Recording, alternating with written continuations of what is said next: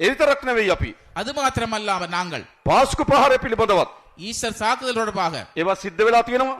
அது நடைபெற்றிருக்கின்றது. හැබැයි අපි පරීක්ෂණ පවත්වනවා. அதற்கான விசாரணை நடைபெற்றுக் கொண்டிருக்கின்றன. දේවල් සිද්ධ වෙන්න දෙන්නේ නැහැ විතරක් නෙවෙයි.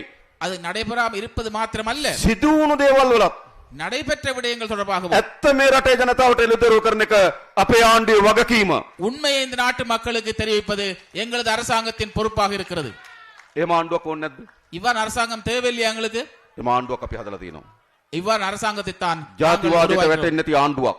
இனவாதத்தின் மூலமாக விழாத ஒரு அரசாங்கம். ඒ විතරක් නෙවෙයි අපි அது மாத்திரமல்லாமல் நாங்கள் නීතිය විධාන ආධිපත්‍ය නිසි පරිදි තහවුරු කරනවා.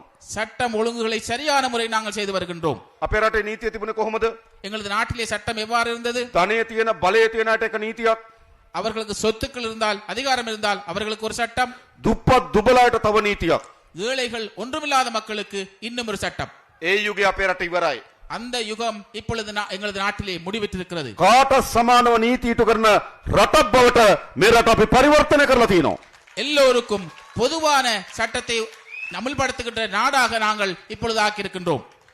නැත්තම් පොලිස්පති කෙනෙක් අත්අඩංගුවට ගනීද? அப்படி இல்லாட்டி ஒரு போலீஸ் மாதிபரை கைது செய்யப்படுமா? කවදාවත් எப்போதாவது நடந்திருக்கா? වෙන ආණ්ඩුවක් තිබ්බනම් ඒවා වෙන්නේ නැහැ. வேறொரு அரசாங்கம் இருந்திருந்தால் ஒரு நாளும் இது நடந்திருக்காது. මේ වෙලාවෙත් මම දන්න විදිහට இந்த நேரத்திலும் எனக்கு தெரிந்த வகையிலே හිටපු ඇමතුරු 3 දෙනෙක් ඇතුළේ முன்னாள் அமைச்சர்கள் 3 பேர் உள்ளே. ඕන්න දෙම ආණ්ඩුවක් இவ்வாறு அரசாங்கம் எங்களுக்கு தேவையில்லையா? වෙනදා බලය තියෙන අයට අත තියන්නේ නැහැ. எங்களது முன்னே நாட்களிலே அதிகாரம் உள்ளவர்கள் மீது யாரும் கை வைக்க மாட்டார்கள். ධනය තියෙන අයට අත තියන්නේ නැහැ. அதே போன்று சொத்து உள்ளவர்களுக்கு ඔන්න අපි ආණ්ඩුවක් හදලා තියෙනවා. நாங்கள் பாருங்கள் ஒரு அரசாங்கத்தை உருவாக்கி இருக்கிறோம். හැම කෙනාටම සාධාරණව නීතිය ඉටු කරන ආණ්ඩුවක්. எல்லோருக்கும் நியாயமான முறையிலே சட்டத்தை செயல்படுத்துகிற அரசாங்கம்.